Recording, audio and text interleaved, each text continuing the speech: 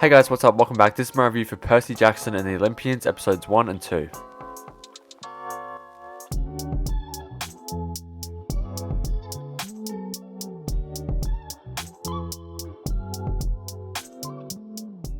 So, spoiler warning for the first two episodes of Percy Jackson and the Olympians. I will be talking about it in all spoiler detail. So, if you've not seen the episodes, go watch it and then come back. And yeah, so if you watched my video talking about the first reactions, were quite positive, but I haven't really been that excited for the show just because I feel like it's skewed a lot more younger than I would have liked, and also because I haven't seen the previous movies or even read the books. Like, I'm familiar with who the character is, but anything else past that is beyond me, I guess. I don't really know much else about the character.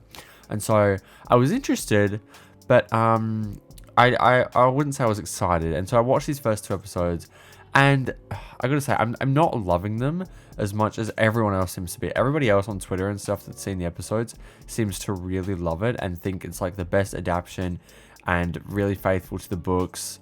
And so I guess as someone who hasn't read the books, I guess that doesn't really mean much to me. I'm sort of taking it as what it is rather than what it's adapting. But yeah, look, I didn't love them, but that's not to say I didn't like them. I think I'll definitely watch episode 3. Like, I'm definitely going to watch the next episode. I thought, episode 2, look, I liked both of them. You know, it's hard to go into depth exactly about what I disliked, because it's not so much about what I disliked, it's just the extent of, I feel like I wasn't given enough to love, you know? I mean, some of the character interactions are a little bit cringe, but I guess that's what happens with, you know, when it's skewing younger. And I feel you guys reminded me in the comments of my last video about Percy Jackson and its first reactions, that Percy Jackson as a brand skews younger, and apparently it gets more mature as the books go on. And I'm pretty sure this show intends to adapt every book. I think there's only 5 books, and this is the first season is adapting the first book, I believe. And so people are saying that it's going to get more mature in further seasons and further adaptations. I hope so. I hope that gets more mature in the future episodes, but like of this season. But at this point, like it's you know, I can put up with some of the cringe dialogue and stuff because at the end of the day, it's Disney and it does skew younger, and it's supposed to. Like, that's not a fault of the show. I guess that's just something with my personal preferences and opinions, and as someone who's not a previous fan of this IP. So yeah, I guess that's a problem with me and not exactly the show. But for what it's worth, I did enjoy it. You know, I thought Walker Scobell is really good as Percy Jackson. He's a very good child actor, and you know, it's quite hard to find good child actors. I think all of them are quite good. We didn't get much of Annabeth other than in like towards the end of episode 2. But Grover, I thought, was really good. I thought the stuff with his mother was really good as well. I thought that action scene with the Minotaur was actually quite impressive, and the CG was pretty great. So I really enjoyed the end of episode 1. And yeah, look, I'm not hating on it because I did enjoy it, right? I just guess I'm disappointed that I'm not loving it as much as everyone else is. But again, that's more of a problem with me than I guess the show, because I haven't read the books. But yeah, I thought the stuff with his mother was really cool.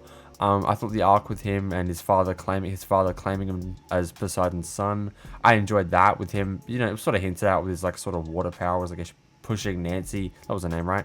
Nancy into the fountain, and then like sort of using toilet water to attack the bullies. The whole bullying aspect, I think, is just, it feels really like kind of Disney Channel, I guess. I understand that it's Disney, and again, it's Percy Jackson, it was in the books, it's part of it, right? I understand that, but it doesn't stop me from, you know, being a little bit cringed out when it happens. But you know, it is what it is. But yeah, so we saw him use like toilet water against the bullies, and then we saw him get healed by getting into water. And so he is revealed to be Poseidon's son, which I didn't know because I haven't read the books. But yeah, so that's cool. You know, listen, some of the trailer footage is showing that we'll go to some pretty epic places, and I really hope that it does end up being like an epic sort of fantasy story with like epic worlds and like creatures and, you know, environments, rather than just have it all be sort of humanized, I guess. Like, something I'm not liking is seeing gods wear like, you know, like sweater vests and like floral shirts, right? That's something I'm not loving. But again, if that's part of it and if that's part of the books and stuff, I understand it. It doesn't mean I don't like it, you know? Like, if you're gonna give me gods I want to see them look epic and look like gods, you know, like that. You know, they do have that with Megan Mullally, her Miss Dots, I guess her character in the first episode. She like grew wings, and she looked awesome when that happened. And the Minotaur looks awesome. Again, it's a bit silly that he's wearing underwear. I don't know what the situation is with that, but they both looked awesome, and so I'm hoping to see more of that from the show. That's one aspect that I really enjoyed. But yeah, look, the end of episode 2 definitely sets us up with what's happening in future episodes. They need to go to the underworld to, I guess, find his mother, who's apparently not dead but was taken by Hades. And there's sort of this like Hades hates both Poseidon and Zeus, and it's something to do with a lightning thief, right? That was the name of the first movie in the first book, I think. And so we'll see something. I guess I wasn't following properly with the actual plot of it in episode 2, but I know they have to go to the underworld and his mum isn't actually dead. So we'll see what happens with that. And I also appreciate the little snippets they give us of the next episodes at the end of the credits, because it sort of gets me excited for the next episode, you know? I thought the snippet at the end of episode 2 was pretty good and got me excited, right?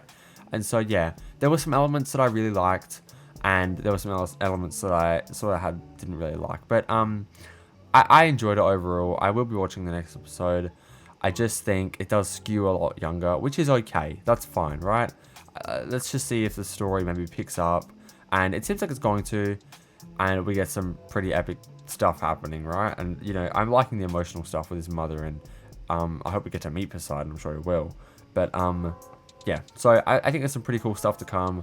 I'll be excited. I'll be reviewing next week's episode. So yeah, watch out for that. Also, that's it for this video. Thank you guys for watching. I really appreciate it. If you haven't already, make sure you like and subscribe. It would really help me out. Also, leave a comment down below. Let me know your thoughts on the episode. Did you like it? Did you not? Are you going to watch it?